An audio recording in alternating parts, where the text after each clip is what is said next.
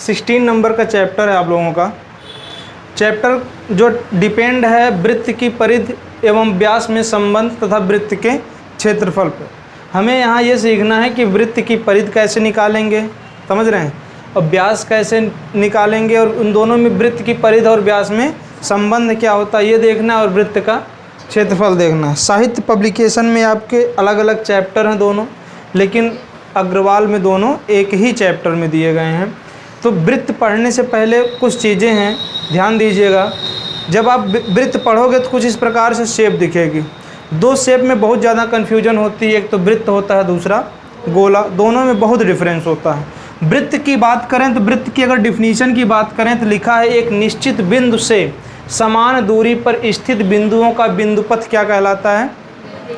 याद रखिएगा, इसमें नोट करने वाली बात है, समान दूरी पर स्थित बिंदुओं का पथ, समान दूरी पर स्थित बिंदुओं का पथ क्या कहलाता है, बिंदुओं का बिंदुपथ क्या कहलाता है, वृत्त कहलाता है। लेकिन यहाँ देखिएगा लिखा है गोला। गोला सबसे बड़ी बात क्या है, ठोस है। क्या है, एक ठोस है जिसमें केवल एक तल होता है। एक तल मतलब होता है सिर्फ और सिर्फ एक ही पृष्ठ होता है, बाकी और चीज़ें जैसे एक हम लोग इसको सिलेंडर मान सकते हैं।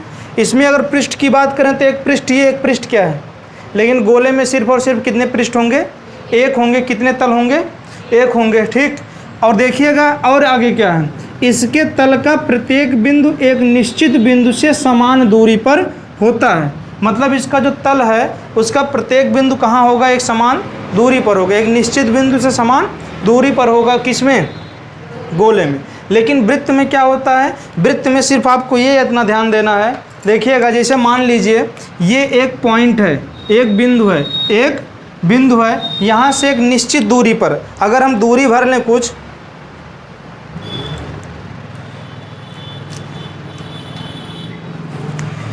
अगर हम इतनी दूरी ले करके, समझ रहे हैं, बिंदु पथ का माने बिंदुओं का पथ। ऐसे इसे अगर हम डाट बनाएं, ये दूर दूर बन रहा है ना, बात समझ में आ रही है। ये जो शेप बनेगी ये क्या बनेगी आपकी, हमेशा निश्चित दूरी रहनी चाहिए। घट बढ़ जा रहा है, क्यों घट बढ़ जा रहा है, हम उठा दिए इसको, ठीक। नहीं तो क्या बनता है, ऐसे ही आपका शेप बनता है, तो इसको क्या बोला जाता है, वृत्त। अच्छा ये सोचिए ये क्या बना है, तो आप बोलोगे सर जी डाट है। लेकिन अगर हम बहुत नज़दीक लिखें, इस तरह से लिखें, तो ये क्या बन जाएगी, लाइन बन जाएगी। क्या बन जाएगी, तो लाइन। जो वृत्त होता है बिंदुपथ होता है। बिंदुपथ माने बिंदुओं का। अच्छा ये बताओ, इसी को तो बिंदु कहते हैं।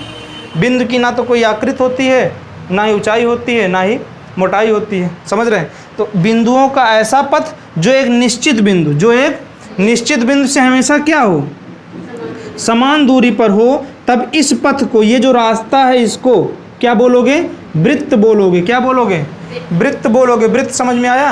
ये जो रास्ता बना है यही रास्ता क्या कहलाएगा, वृत्त कहलाएगा। थोड़ा देखिएगा, वृत्त के बाद आता है आपका गोला।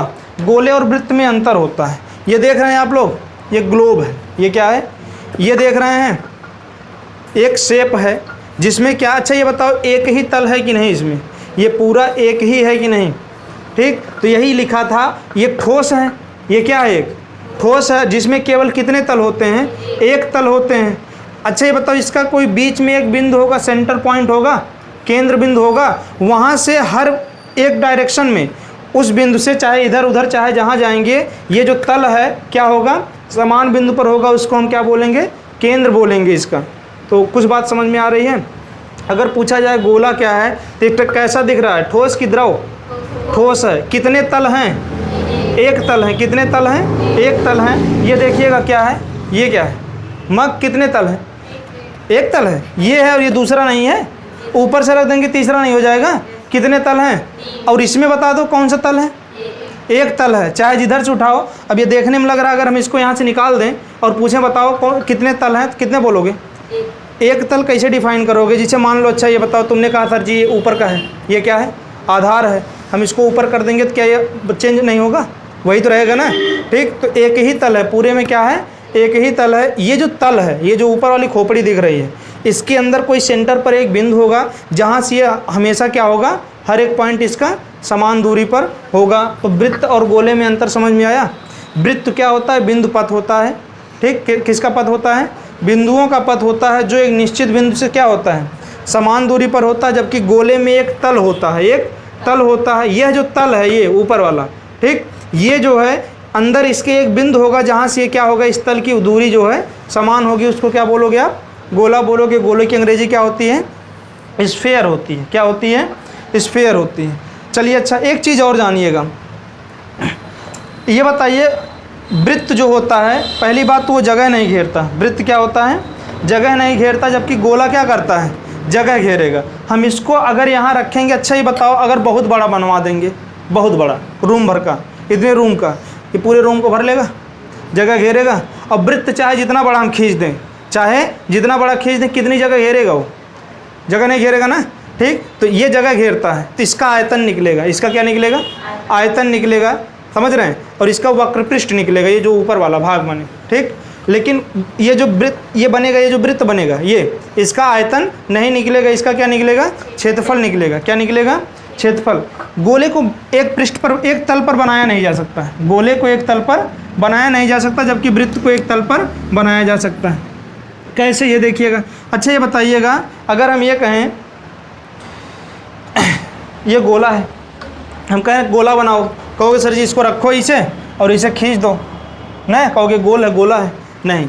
अगर कोई बाहर से आएगा, मुझसे पूछेंगे बताओ ये वृत्त है कि गोला है, तो क्या बताएगा, इसको वृत्त बताएगा ना। चाहे जब बनाएगा बताएगा, क्या बताएगा वो, वृत्त। तो गोले को जो है ये 3D होता है, लंबाई चौड़ाई ऊंचाई होती है, इसको एक तल पर नहीं बनाया जा सकता, जबकि वृत्त को एक तल पर बनाया जा सकता है। अगर वृत्त है तो उसके कुछ पार्ट होते हैं, वृत्त के कुछ पार्ट होते हैं। देखिएगा, वृत्त की अंग्रेजी तो सर्कल होती है, सभी लोग जानते हैं, ठीक। वृत्त में व्यास होता है, क्या होता है, परिधि होती है, क्या होती है, त्रिज्या होती है, क्या कहते हैं इसको, त्रिज्या। और क्या होता है, एक केंद्र होता है, जिसको हम क्या कहते हैं, सेंटर। नाम देखिएगा, वृत्त की अंग्रेजी सर्कल, ठीक, याद कर लीजिएगा। व्यास की अंग्रेजी डायमीटर, इसको हम डी से रिप्रेजेंट करेंगे। किससे रिप्रेजेंट करेंगे, अगर हम कहीं डी लिखेंगे तो इसका मतलब क्या लिख रहे हैं, वो व्यास लिख रहे हैं। ये क्या है, परिधि, सरकमफ्रेंस, क्या नाम है इसका, सरकमफ्रेंस। ये क्या, इसको किससे रिप्रेजेंट करेंगे हम, सी से। और त्रिज्या बोलें तो, रेडियस बोलें तो आर, स्मॉल आर या कैपिटल आर, जो भी लिख दें आप लोग, स्मॉल आर से रिप्रेजेंट करेंगे, ठीक। और ये सेंटर का भी क्या है, सी है, सेंटर का भी क्या है, सी है, ठीक। आई थी बात समझ में। इसको सी आर लिख दो, इसको क्या लिख दो, सी आर लिख दो, सरकमफ्रेंस हो जाएगा, ठीक। हाँ, वृत्त में, अरे तो हम वृत्त थोड़ी, अगर कोई डेटा लिखेंगे तो वृत्त थोड़ी लिखेंगे, ये उसके वृत्त के अंतर्गत ये सब आएंगे ना, हम इसको रिप्रेजेंट करेंगे। चलिए देखते हैं, ये बात आ रही समझ में। वृत्त क्या है, वृत्त क्या है, समझ गए आप लोग। वृत्त एक ऐसी संरचना है या ऐसा बिंदुपथ है जिसमें एक निश्चित बिंदु से एक निश्चित बिंदु से समान दूरी पर क्या होता है, बिंदुपथ बनता है, उसी को क्या कहते हैं, वृत्त कहते हैं। हो गया इतना। चलिए देखिएगा, ये एक चीज़ होती है, सबसे पहले जानिए त्रिज्या क्या होती है। जहाँ से ये निश्चित बिंदु जो है, इसको सेंटर कहते हैं, सी। किससे रिप्रेजेंट करते हैं, सी से। थोड़ा सी से लेकर के परिधि तक की दूरी, ये जो लाइन है, बाउंड्री लाइन, इसी को हम परिधि बोलते हैं। क्या बोलते हैं, परिधि, या तो हम इसको दूसरे शब्द में परिमाप बोलते हैं। कभी आपसे अगर कोई वृत्त का परिमाप पूछे तो इसका मतलब क्या पूछ रहा है, वो परिधि पूछ रहा है। तो ये दूरी समझ में आई, तो ये कितनी हो, यहाँ से लेके सेंटर से लेके परिधि तक की दूरी, इसका नाम त्रिज्या है। क्या नाम है, त्रिज्या। हम इसको किससे रिप्रेजेंट करेंगे, आर से रिप्रेजेंट करेंगे, ठीक, कोई दिक्कत नहीं। अच्छा बताइएगा, कितनी त्रिज्याएं खींची जा सकती हैं वृत्त में। जैसे अगर ये वृत्त बनाएं और कहें अच्छा एक वृत्त में कितनी त्रिज्या, कितनी त्रिज्या, अनंत होती है। देखना कैसे, पहली, दूसरी, तीसरी सटा के खींचते जाएं, ठीक, कितनी हो जाएंगी, अनंत हो जाएंगी। त्रिज्याओं की संख्या क्या होती है, अनंत होती है। थोड़ा हम इसको अगर इसे पीछे बढ़ा दें, क्या कर दें, अच्छा ये बताओ, यहाँ से यहाँ तक की दूरी भी तो त्रिज्या होगी, तो इसको हम भी क्या रिप्रेजेंट करेंगे। लेकिन ये लाइन इस परिधि से, परिधि में एक बिंदु से दूसरे बिंदु को टच कर रही है, लेकिन हो के कहाँ से जा रही है। अगर कोई लाइन है तो कहाँ से होकर जाए, केंद्र से होकर जाए, और शर्त है कि परिधि के दो बिंदुओं पर काटे, परिधि को दो बिंदुओं पर काटे, उसको व्यास कहते हैं। क्या कहते हैं, इसका मतलब यहाँ से लेके यहाँ तक की ये जो दूरी है, ये क्या कहलाएगी, आपकी व्यास कहलाएगी। हम इसको व्यास हम इसको डी से रिप्रेजेंट करेंगे, डायमीटर। आई बात समझ में? तो व्यास और त्रिज्या में कोई दिक्कत नहीं। अच्छा ये बताइएगा, चलिए छोड़िए, रेडियस हो गया, इतना हो गया, चलिए ठीक। केंद्र समझ गए सभी लोग, त्रिज्या क्या है। चलिए बात आती है क्षेत्रफल की, बात आती है क्षेत्रफल की। अच्छा ये बताइएगा, अगर हम ये कहें कि ये एक क्या है, वृत्त है, क्या है ये जितनी इस बाउंड्री लाइन के अंदर जितनी जगह है वह उसका क्या कहलाएगा, क्षेत्रफल कहलाएगा। क्या कहलाएगा, ये पूरा जगह क्या कहलाएगा, इस वृत्त का क्षेत्रफल क्या कहलाएगा, क्षेत्रफल क्या कहलाएगा, क्षेत्रफल। देखिएगा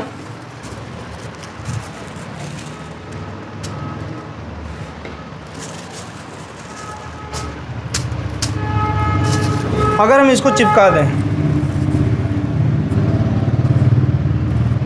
समझ रहे हैं, तो ये जितनी जगह घेरे हैं बोर्ड पर, ये वृत्ताकार है, तो इसका क्या कहलाएगा, ये क्षेत्रफल कहलाएगा। ठीक, आई बात समझ में। अच्छा है कैसा ये, वृत्ताकार। कैसा है ये, वृत्ताकार। तो इस इस पूरे बोर्ड पर इतनी जगह घेरे हैं ना, तो कितनी जगह घेरे हैं, अपने क्षेत्रफल के बराबर, अपने क्षेत्रफल के बराबर। अच्छा ये बताइएगा, यहाँ इसका कहीं सेंटर पॉइंट होगा, केंद्र होगा, और इस केंद्र से यहाँ तक की दूरी होगी, इसको किससे रिप्रेजेंट करेंगे, आर से बोले तो।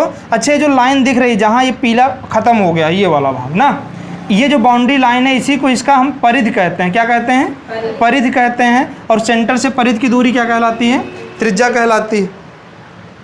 कोई दिक्कत नहीं। चलिए और देखिएगा,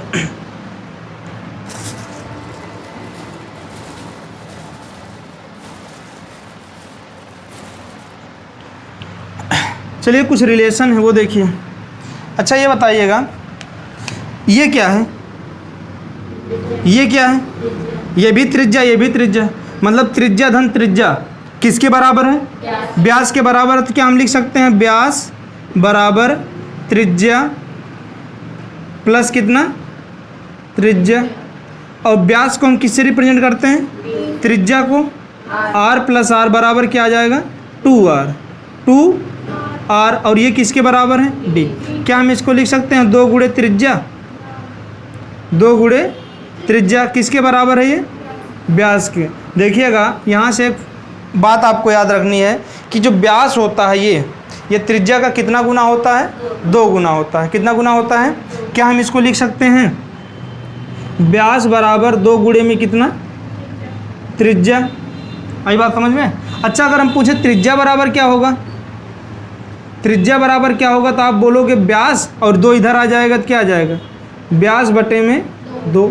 इसका मतलब अगर व्यास का हम आधा कर देंगे, व्यास का हम आधा कर देंगे, क्या निकल के आएगा, त्रिज्या। और त्रिज्या का 2 गुना कर देंगे तो क्या निकल के आएगा। तो अगर आपसे कभी ये पूछा जाए व्यास और त्रिज्या में क्या संबंध होता है, डी बराबर आर, दोनों में संबंध बताइए, तो आप बोलोगे डी बराबर 2r या r बराबर d बाई 2, दोनों में से आप जो भी लिख दोगे आपका आंसर क्या हो जाएगा, सही रहेगा। तो यहाँ तक कोई दिक्कत नहीं। चलिए ठीक, मिटाएं इसको। चलिए ठीक,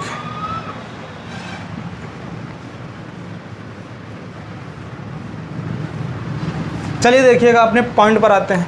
ये लिखा गया है वृत्त की परिधि और व्यास में संबंध, वृत्त की परिधि और व्यास में संबंध। अच्छा आप लोग जानते हैं व्यास को किससे रिप्रेजेंट करते हैं। अच्छा अभी लिखा आपने d बराबर 2r, d बराबर जहाँ 2r रहेगा हम वहाँ क्या लिख देंगे, d लिख देंगे। और परिधि लिखा है, देखना परिधि, परिधि का फार्मूला क्या होता है भाई बताओ, 2 पाई r, 2 पाई r।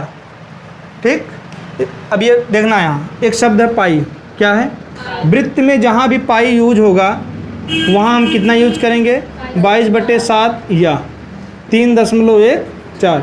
दोनों में से आप कुछ भी याद कर, जो है कुछ भी रखेंगे माना जाएगा। ठीक, आई बात समझ में।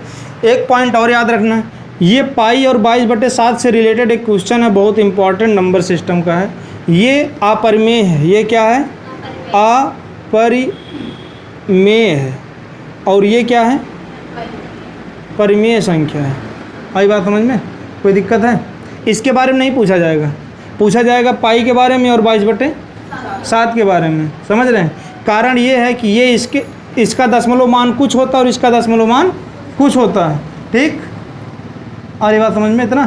तो अगर पूछा जाए पाई क्या है तो बोलोगे आप पर में, और जो है 22/7 क्या बोलोगे, लेकिन जो है पाई की जगह हम 22/7 भी लिख सकते हैं और 3.14 भी लिख सकते हैं, लेकिन इसको परमेय या परमेय के रूप में इस जगह तो फिक्स कर देंगे। अगर 3.14 लिखा है तो ये हो जाएगा आपका 314 बटे कितना 100, दशमलव हटेगा तो अंश और हर में हो गया, ठीक। लेकिन ये इसका 2 अंक तक मान है, इसका मान आगे भी लिखा जाता है, समझ रहे हैं। इसलिए अगर कोई पूछे 3.14 वाला मान परमेय होगा का परमेय, ठीक, तो ये पूछोगे कि 22/7 वाला 3.14 का कि पाई का 3.14 वाला, ठीक। और ये बात समझ में इतना, चलिए ठीक। देखिएगा परिध बराबर क्या होता है भाई 2πr। यहाँ 2 है, पाई है, पाई माने 22 और r क्या है। अच्छा क्या हम लिख सकते हैं परिधि बराबर 2 छोड़ो 2 और r मिलके क्या बन जाएंगे 2r माने d, 2r माने d व्यास, तो पाई गुणे d हो जाएगा। इसको हम लिख देंगे, चलिए अच्छा हाँ, पाई गुणे कितना d का मतलब व्यास बराबर कितने किसके परिध के, किसके परिध के। आई बात समझ में। थोड़ा और देखिएगा, अगर हम पाई को यहीं रखें व्यास को इधर लेके चले आएँ तो आप बोलोगे परिध बटे क्या व्यास बराबर किसके, बराबर किसके पाई के। यही रिलेशन है, यही क्या है रिलेशन है। परिध में अगर किसका भाग दे दें, व्यास का भाग दे दें, जो भी आएगा किसके बराबर आएगा पाई के बराबर आएगा। किसके बराबर आएगा पाई के बराबर आएगा। अच्छा ये जानते हैं पाई का मान कितना होता है 3.14 होता है नहीं। पाई दिवस मनाया जाता है, क्या मनाया जाता है पाई दिवस मनाया जाता है। ये देख रहे हैं 14 तारीख है, ये क्या है तारीख, और तीसरा महीना है, तीसरा महीना बोले तो मार्च। 14 मार्च को कौन सा डे मनाया जाता है पाई दिवस मनाया जाता है। क्या मनाया जाता है पाई दिवस मनाया जाता है। और पाई क्या है, अगर आपसे कोई कहे अच्छा बताओ पाई क्या है, तो आप बोलोगे किसी वृत्त की परिध में किससे भाग दे दो, जो भी आएगा क्या आएगा वो पाई आएगा। तो पाई में संबंध समझ गए, परिध बटे व्यास, व्यास बटे परिध नहीं, परिध ऊपर क्या रहेगा और नीचे क्या रहेगा। अगर उल्टा कर दिया ना तो गलत हो जाएगा ये, ठीक। ये किसका किसका है परिध बटे व्यास बराबर कितना है पाई के, कोई दिक्कत नहीं। तो चलिए अच्छा इस फार्मूले का भी यूज होगा कहीं, तो आप लोग लिखोगे परिध बराबर कितना, परिध बराबर 2π बराबर, अच्छा 2 और r मिलके क्या बन जाएंगे पाई d। अगर कभी आपको r पता होगा तो ये लगा देना, ठीक। डायरेक्ट d दिया होगा तो ये लगा देना पाई d लगा देना, और नहीं तो आपका मन है तो r को जो है d में कन्वर्ट कर देना, या तो d को r में कन्वर्ट कर देना। अभी देखा जाएगा सवाल, बस इतना याद रखिए कि परिध का जो फार्मूला होता है 2πr होता है, या 2r की जगह हम क्या लिख सकते हैं सिर्फ और सिर्फ d, 2r की जगह d लिखेंगे, पाई तो पाई रहेगा, ठीक। 2r की जगह क्या हो जाएगा d, वही तो भैया 2r की जगह क्या लिख देंगे d लिख देंगे, हो जाएगा। चलें आगे बताएं। इसके बाद देखिएगा, इसके बाद है आपका क्षेत्रफल। क्षेत्रफल, क्षेत्रफल का फार्मूला होता है पाई r स्क्वायर। क्या होता है पाई r स्क्वायर। अच्छे बताइए किस रूप में है, पाई और r के रूप में है बोले तो। अगर आपसे कोई ये पूछे अच्छा वृत्त का क्षेत्रफल बताओ ना किस रूप में, तो आप अगर बोला त्रिज्या के रूप में तो आप उससे क्या बोलोगे पाई r।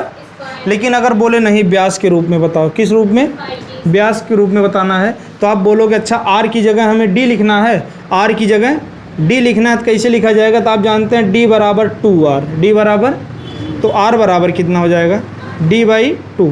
क्यों हमें r ही तो लिखना है, ठीक। तो फार्मूला क्या बन जाएगा, तो आप ये बोलोगे पाई r की जगह क्या लिखें d/2 का होल स्क्वायर, तो ये हो जाएगा पाई d स्क्वायर बटे 2 दूना 4, 2 दूना 4। आई बात समझ में, ठीक।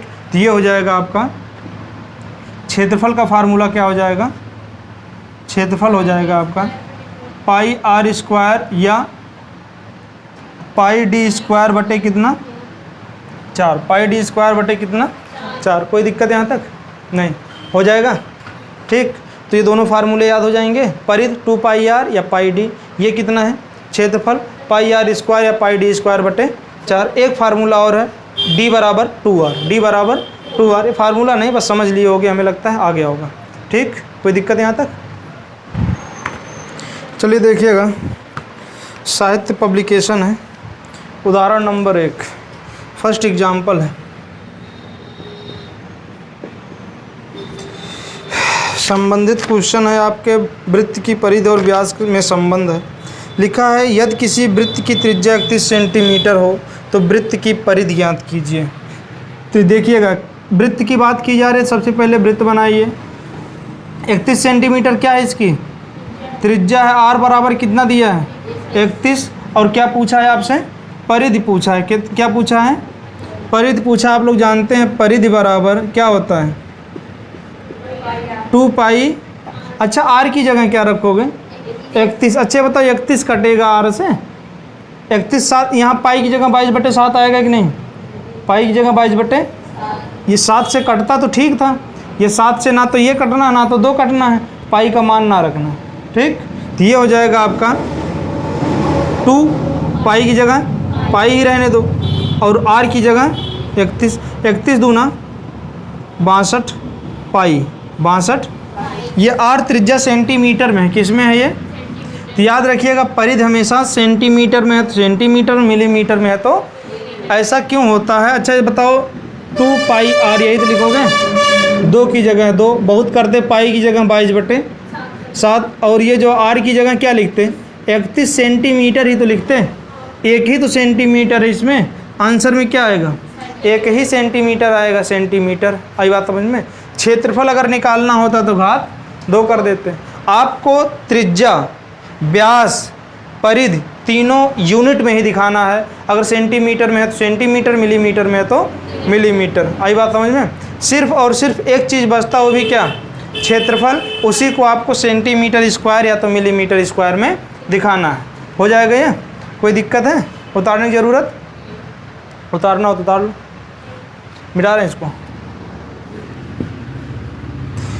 दूसरा एग्जाम्पल है यदि किसी वृत्त की परिधि 31.4 सेंटीमीटर है तो उसका व्यास ज्ञात कीजिए। परिधि कितनी दी है भाई, देखना वृत्त है उसकी परिधि दी गई है, परिधि माने ये वाला पार्ट। ठीक, ये कितना है 31.4 सेंटीमीटर है क्या परिधि। पूछा क्या गया है आपसे, व्यास मतलब ये, व्यास मतलब ये पूछा गया है। इसको हम क्या रिप्रेजेंट करेंगे डी से। किससे रिप्रेजेंट करेंगे डी से।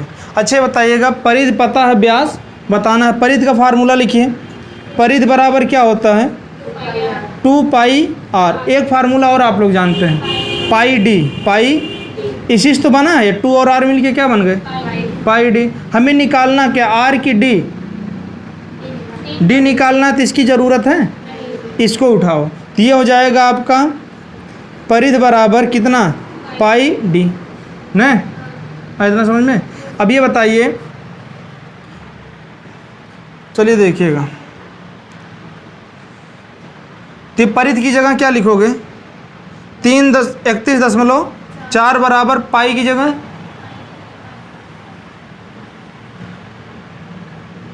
अच्छा बताओ पाई का मान कितना होता है। पाई बराबर आपने लिखा था 22/7 या 3.1। अच्छे बताओ परिधि की जगह 3.14 रखे हो, अभी इसको जब इधर लेके आओगे तो भाग में चला जाएगा, और वो कितना है 31 पाई कितना है 3 और परिधि कितनी है 31.4। ये बताओ 3 1 4 इसमें भी है, 3 1 4 उसमें भी कट जाएंगे ना, तो पाई की जगह क्या रखोगे 3.14 डी। तो डी बराबर क्या आ जाएगा, तो आप बोलोगे 31.4 बटे में कितना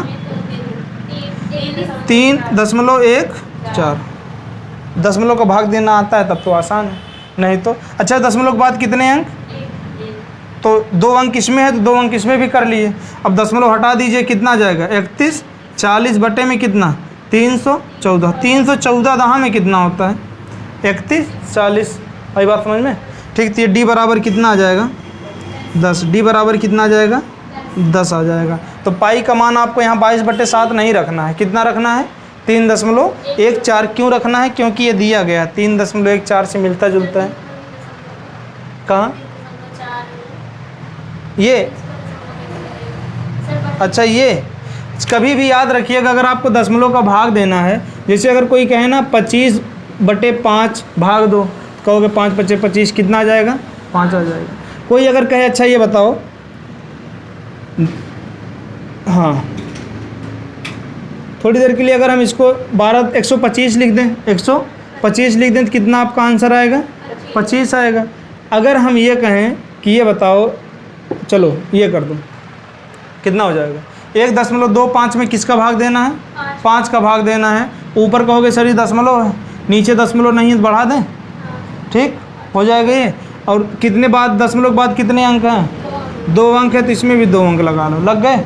ऊपर और नीचे दशमलव जब बराबर होते हैं दशमलव को हटा दो। 125 में किससे भाग देना है आपको?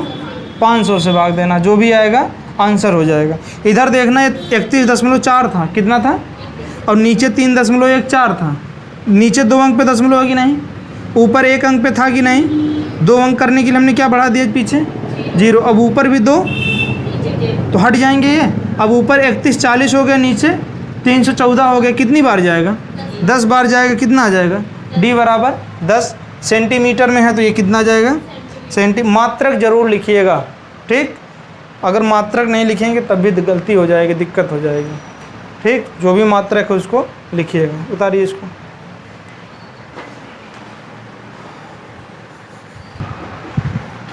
चलिए देखिएगा, अगला क्वेश्चन है आपका। राकेश को दौड़ के लिए एक वृत्ताकार रास्ता बनवाना है कि एक चक्कर में 250 मीटर की दौड़ पूर्ण हो जाए। इस पथ का व्यास क्या होगा? एग्जाम्पल नंबर आपका 3 है। एक लोग है राकेश, वो बनवा रहे हैं एक ग्राउंड। कभी देखे हो ग्राउंड जो दौड़ने के लिए होता है? तो अगर तुम्हें ये तय करना है कि नहीं हम एक चक्कर लगाएंगे और एक चक्कर जैसे लगा के आएँ तो कितनी दूरी तय कर लें? 220 मीटर। 220। और बनाना गोल गोल है, गोल गोल बोले वृत्ताकार है। बनाना कैसा है? वृत्ताकार है। तो ये बताइएगा। तो आप ये कहोगे सर जी अगर वृत्त के आकार का बनाना है तो हमें त्रिज्या की तो ज़रूरत है, बिना त्रिज्या के तो बनेगा नहीं। और उसने रिक्वायरमेंट रख दी कितनी? 220। तो इसका मतलब एक चक्कर लगाने में यही तो दूरी तय करनी पड़ेगी। ये किसके बराबर होगा? 220 किसके बराबर होगा? परिधि के बराबर होगा। इसका मतलब उसने बता दिया क्या चाहिए हमको? परिधि कितनी चाहिए? 220। बताना क्या है? व्यास बताना है।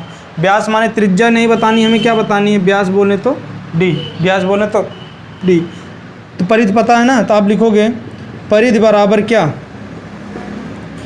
डायरेक्ट लिख दें पाई d। हमें d चाहिए तो r वाला कहाँ लिखें, ठीक। तो ये हो जाएगा आपका, देखना तो लिखा गया है क्या? 220। अब इधर देखना पाई के 2 मान है आपके, एक तो 22/7 है, दूसरा 3.14।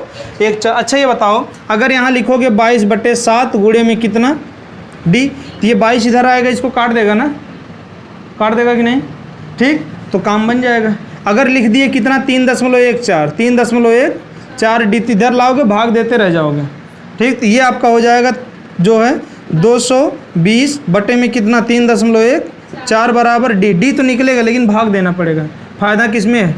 22/7 की 3.14 में 22/7। तो यहाँ पाई की जगह क्या होगा? 22/7 गुणे में क्या? d। क्या हम ऐसा लिख सकते हैं? 22/7 d बराबर कितना है? 220 के 220 के है तो d बराबर कितना आ जाएगा? तो आप कहोगे 220 और ये ऊपर है तो कहाँ चला जाएगा? नीचे। और ये कहाँ चले जाएंगे? बगल में 7। ये 22 दहाँ में 10 सत्ते 70, 10 सत्ते, इसका मतलब 70 मीटर व्यास होगा। कितना होगा? 70 मीटर अगर व्यास होगा तो एक चक्कर लगाएगा तो कितना हो जाएगा उसका? 220 मीटर। अगर त्रिज्या पूछी होती तो कितना बताते? इसी का आधा कितना हो जाता हो? 35 मीटर। कोई दिक्कत है? उतारना है? उतारिए।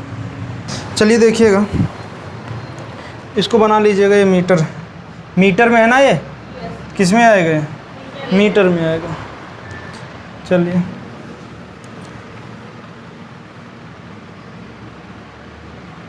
इसके बाद एग्जाम्पल नंबर 4 है। लिखा एक रोलर का व्यास। रोलर देखें आप लोग, जो है सड़क दबा के प्रेस करता है, सड़क बनाने में काम आता है रोलर ना। अच्छा, जो उसका पहिया होता है कैसा होता है देखने में?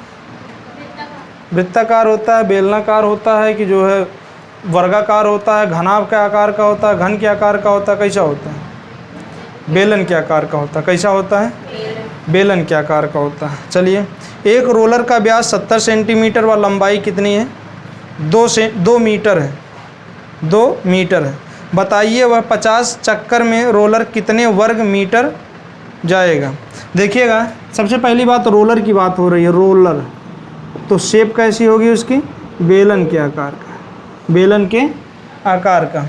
अच्छा बताए, व्यास दिया है, व्यास कितना है? 70 सेंटीमीटर। इसके बाद हाँ, लंबाई कितनी है? लंबाई है आपकी 2 मीटर। और चक्कर कितना लगाना है? चक्कर कितना लगाना है आपका? 50 चक्कर ना। अच्छा बताइएगा, सोच के बताइएगा। और कह रहा है कितने वर्ग मीटर चलेगा? 50 चक्कर लगाना है और पूछा है कितने वर्ग मीटर। वर्ग मीटर में क्या लिखा रहता है? क्षेत्रफल ना। तो मतलब 50 चक्कर में कितना क्षेत्रफल वो प्रेस करेगा, हमें ये बताना है। तो 50 चक्कर ज्ञात क्या करना है? क्षेत्रफल ज्ञात क्या करना है? क्षेत्रफल। और यहाँ क्षेत्रफल का मतलब है वक्र पृष्ठ से। किससे है? वक्र पृष्ठ गुणे में करना पड़ेगा आपको क्या? 50। अगर आपको वक्र पृष्ठ पता चल जाए, उसमें किसका गुणा कर दें? 50 का, तो क्या निकल के आएगा कि वो पूरा टोटल कितना जो है चक्कर वो लगाएगा। ये हो गया ठीक। अच्छे बताइएगा, रोलर कुछ जो होता है वो इस प्रकार से होता है क्या? ऐसे होता है। अच्छा, जब ये सड़क पर चलेगा तो ये बताइए, मान लीजिए सड़क है, यहाँ तक अगर स्टार्ट होगा, एक चक्कर पूरा ये ऐसे लगाएगा, कितनी दूरी तय करेगा? नहीं, एक चक्कर लग गया। और दूसरे चक्कर की अगर हम बात करें तो आप ये कहो, देखना दूसरे चक्कर में कितना लगेगा? ये तो लगेगा। ये इसका वक्र पृष्ठ था। ये बताओ, ये रोलर बना था, ये रोलर का क्या है जो बाहर दिख रहा है? वक्र पृष्ठ है। इसका मतलब अगर हमें पता चल जाए क्या, रोलर का वक्र पृष्ठ, और उसमें कितने का गुणा कर दें? 50 का गुणा कर दें, तो जो निकल के आएगा क्या आ जाएगा? रोलर कितनी ज़मीन जो है प्रेस करेगा, कितना क्षेत्रफल क्या करेगा वो प्रेस करेगा। समझ में आ रही बात? हम इसको काहे निकालेंगे? वक्र पृष्ठ काहे निकालेंगे? वक्र पृष्ठ से हमें ये पता चलेगा, अच्छा अगर रोलर एक चक्कर लगाएगा ना तो कितनी दूरी वो तय करेगा। कितनी दूरी तय करेगा एक चक्कर में? अपने वक्र पृष्ठ के बराबर, अपने वक्र पृष्ठ के बराबर। अच्छा, वक्र पृष्ठ ये कैसा है? बेलनाकार। बेलन का वक्र पृष्ठ आप लोग जानते हैं कितना होता है? 2πr/h। 2πr, तो ये हो जाएगा आपका वक्र पृष्ठ बराबर होता है, वक्र पृष्ठ बराबर होता है कितना? 2πr/h। अच्छा, 2 का मान पता है सबको? 2 पाई का मान 22/7 ना। अच्छा, आर का मान कितना होता है? दिया कहीं नहीं। अच्छा, एक चीज़ और बताओ, चलो ठीक, ये व्यास दिया है ना, तो व्यास का आधा क्या होता है? 35। त्रिज्या हो जाएगी 35, लेकिन ये क्या है और ये क्या है? मीटर। यहाँ आप सेंटीमीटर और मीटर एक साथ नहीं लिख सकते, या तो सबको सेंटीमीटर में लिख दीजिए या तो मीटर में लिख दीजिए। जब भी आपको क्षेत्रफल बताना है तो कोशिश कीजिए कि चाहे मीटर में बता दीजिए चाहे सेंटीमीटर में, किस में बता दें? जिसमें कहिए आप उसमें बता दें, सेंटीमीटर में। अच्छा बताइए, सेंटीमीटर में है तो ये 2 मीटर, ये कितना हो जाएगा? 200 सेंटीमीटर। कितना हो जाएगा? 200। तो आप यहाँ लिखोगे 22/7 गुणे में कितना? 35 गुणे में कितना? 200। ठीक। अच्छा, एक चक्कर में इतनी दूरी तय करेगा, इसी में किसका गुणा कर दें? ये एक चक्कर का है ना, इसी में किसका गुणा कर दें? 50 का अगर गुणा कर देंगे तो पता चल जाएगा कितना ज़मीन जो है प्रेस करेगा, या कितना जो है दूरी वो तय करेगा। तो ये बताइए, 7 से ये कटेगा, कितना आ जाएगा? 5 आ जाएगा। तो हो जाएगा 2 गुणे 22 गुणे 5 गुणे 200 गुणे में कितना? 50। अब इसी का गुणा करना है, कर दें? अच्छा बताइए, 5 और ये दोनों मिलके क्या बन जाएंगे? 10। तो 10 गुणे ना, और ये 200 गुणे 5 कितना हो जाएगा? तो आप बोलोगे 3 जीरो तो ऐसे 10,000 200 गुणे 50 कितना होता है 10,000। गुणे कितना बचा भाई 22। तो 22 के बाद कितना आ जाएगा 22 के बाद 4 1 5 0 कितने 0 5 0। ये किस में है सेंटीमीटर स्क्वायर। Centimetre square. अगर हमें इसी को बदलना हो मीटर स्क्वायर में तो देखना कलाकारी अब होने वाली है। ठीक, मान लो आंसर पूछ ले कि नहीं हमें मीटर में बताओ। ठीक, इसका मतलब ये है कि ये 22 और कितने 0 भाई 2 2 3 2 5 0। अच्छा, सेंटीमीटर स्क्वायर का मतलब होता है सेंटीमीटर गुणे में क्या सेंटीमीटर नहीं एक से। जब भी आपको याद रखना सेंटीमीटर को मीटर में बदलना हो 100 से भाग करना है। किससे भाग करना है। अच्छा, एक बार सेंटीमीटर को मीटर में बदलोगे तो किससे भाग करोगे 100 से। मीटर में हो गया। अभी एक बार और है नहीं, यहाँ क्या लिखोगे 1/100। अब ये क्या आ जाएगा मीटर। कितने 0 हैं नीचे, ये इससे 4 0 क्या हो जाएंगे कट जाएगा। आपका आ जाएगा 220 मीटर। क्या आ जाएगा 220 मीटर। कोई दिक्कत है नहीं, लग जाएगा। ठीक, तो उतारिए इसको। हाँ भैया, क्षेत्रफल जमीन जो वक्रपृष्ठ होता है किस में आता है क्षेत्र मीटर स्क्वायर में, सेंटीमीटर स्क्वायर में तो आता है। मतलब ये देखिएगा एक बार अगर ये एक चक्कर लगाएगा, एक चक्कर ये अगर लगाएगा तो कितनी दूरी तय करेगा। बोलोगे सर जी इतनी दूरी आगे जाएगा, इतनी दूरी चौड़ाई है। लंबाई और चौड़ाई दोनों है ना, तो क्षेत्रफल निकल के आएगा। और क्षेत्रफल हमेशा मीटर स्क्वायर में होता है।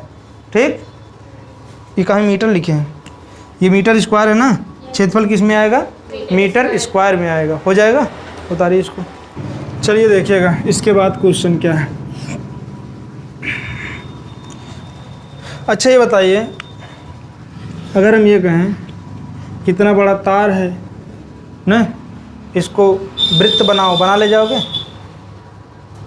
वृत्त बनाना है तो कहोगे सर जी इसको ऐसे मोड़ दो ना, तो क्या बन जाएगा वृत्त। अच्छा, ये जो लंबाई थी किस में कन्वर्ट हो गई परिधि में। किस में बन गई, यह तार की लंबाई थी ना, ये लंबाई किस में बदल गई परिधि में बदल गई ना। कोई कहे अच्छा ये बताओ इतना बड़ा तार है, ठीक, और कहे इसका 3 बनाओ। कितने बनाओ 3 बनाओ। तो कहोगे रुको पहले 3 काट लें ना, फिर इसको मोड़ करके ऐसे बनाओगे तो इसकी लंबाई इसकी परिधि बन गई, और इसकी लंबाई इसकी परिधि बन गई, इसकी लंबाई इसकी परिधि बन गई। ठीक, आई बात समझ में। अब कोई अगर ये कहे कि अच्छा ये बताओ उल्टा कर दे इसका, ये वृत्त है, क्या है ये, इससे कितना लंबा तार निकलेगा। अगर इसको खोल दें कितना लंबा तार निकलेगा, तो बोलोगे इसकी परिधि के बराबर। परिधि के बराबर। कोई दिक्कत है नहीं। सवाल पढ़ते हैं।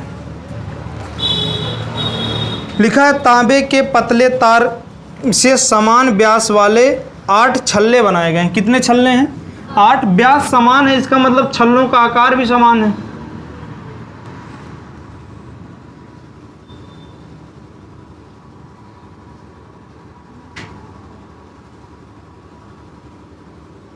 कितने छल्ले हैं 8 छल्ले हैं। लिखा है यदि एक छल्ले का व्यास 22.75 है, मतलब यहाँ से यहाँ तक की दूरी कितनी है 22.7। इसका मतलब ये भी कितना होगा व्यास, सबका व्यास कितना है। तो पूछा है छल्ले को बनाने में कुल कितने मीटर तार लगेगा, कुल कितने मीटर तार। अच्छा ये बताइएगा एक छल्ले को बनाने में कितना तार लगेगा, एक छल्ले को बनाने में कितना तार लगेगा। कहेंगे सर जी यहीं तो इसको काट दीजिए और क्या करें इसको फैला दीजिए तो इतना बड़ा तार लगेगा नहीं।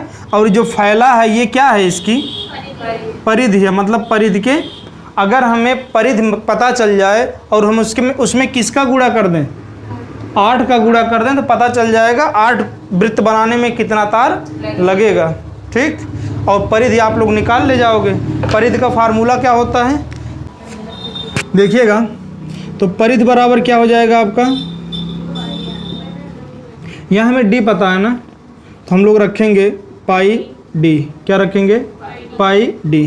परिधि हमें पता नहीं है लेकिन पाई का मान पता है। देखिएगा अच्छा बताइए पाई की जगह हम 22/7 रखें तो इसका मतलब हमें 7 से डी में भाग करना पड़ेगा। अगर ये कट जाए तभी रखिएगा, नहीं तो ना रखिएगा।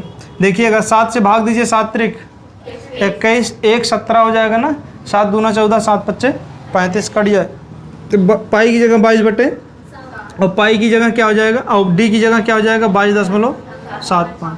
अच्छा ये बताइएगा, ये 7.5 ये किस में है, सेंटीमीटर, किस में है ये सेंटीमीटर, तो ये क्या आ जाएगा सेंटीमीटर आ जाएगा। ठीक, अगर ये 1 का निकला है, ऐसे ही कितने हैं, तो इसमें किसका गुणा कर दें हम 8 का, तो पूरा तार निकल के आ जाएगा। ठीक, आप ये लिखोगे 8 गुणे कितना 22/7 गुणे 22.75, आया इतना समझ में। ठीक, अब ये बताइए सेंटीमीटर में आएगा ना, अगर हमें इसी को मीटर में कन्वर्ट करना हो, किसमें, तो आप ये कहोगे सर सेंटीमीटर हटाइए और 100 से क्या कर दीजिए भाग, अब ये कितना हो जाएगा मीटर में, आया इतना। ठीक, चलिए अच्छा देखिएगा, ये इससे कटेगा 7 त्रिक 7 दूना 7 पंचे 35, दशमलव कहाँ लगेगा 3 के बाद में। ठीक, ये हो जाएगा 8 गुणे 22 गुणे में कितना 3.1 3.25 3.25 बटे में कितना 100। अब ये हो जाएगा आपका मीटर, दशमलव हटेगा तो 2 जीरो और नीचे बढ़ेगा। ठीक, इसके बाद कुछ नहीं करना है, सबका गुणा करके हमें क्या करना है भाग दे देना है। चलिए अच्छा देखिएगा, क्या हमें 22 गुणे 8 गुणे 325 करना है। सबसे पहले 325 गुणे में कितना कर दीजिए 8 ना करके 16 कीजिए, चलिए 8 ही कर दीजिए, 8 बराबर, तो 8 पंचे 40, 8 दूनी 16 4 20, 16 4 20 शेष कितना है 2, 8 त्रिक 24 2 26, कितना आ जाएगा 2600, कितना आएगा, मतलब इन दोनों की जगह हम क्या लिख देंगे, अभी किसी और का गुणा करना बाकी है, किसका हो 22 का है, तो आप लिखोगे 2600 गुणे कितना 22। अच्छा ये बताइए, ये डबल जीरो है का, इस डबल जीरो को हम यहीं रख दें, कोई दिक्कत है, तो इसका मतलब हमारा डबल जीरो आना तय है, इसको अभी हटा रहे हैं। ठीक, अब ये हो जाएगा आपका 22 का गुणा करना है, 6 दूना 12 2 दूना 4 6 दूनी 12 4 16, शेष कितना आएगा 1, इसके बाद आ जाएगा 2 दूना 4 1 5, कितना आ जाएगा 562 बटे में कितना है 10,000 बटे में कितना है 2 जीरो, ये आ जाएगा आपका 562 बटे में कितना 100 हो जाएगा 5.62, वो भी किस में मीटर में। तो कितने मीटर की ज़रूरत होगी तार की 5.6 7 आ रहा है, तो गुणा देखिए थोड़ा गलत हुआ होगा, 6 दूना 12 शेष 1, हाँ तो शेष नहीं जोड़ा हमने ना, 2 दूना 4 6 दूना 12 4 16 1 17, तो यहाँ क्या आ जाएगा कौन सा 100, ये बट 100 से भाग दे दिया ना, ऊपर 572 आया, ऊपर 572 आया, नीचे कितना है 100 भाग देंगे, भाग दीजिए कितना आ जाएगा, 0.2 अंक कहाँ खिसक जाएगा बाएं, तो ये हो जाएगा 5.72 हो जाएगा इतना, उतार लीजिए इसको।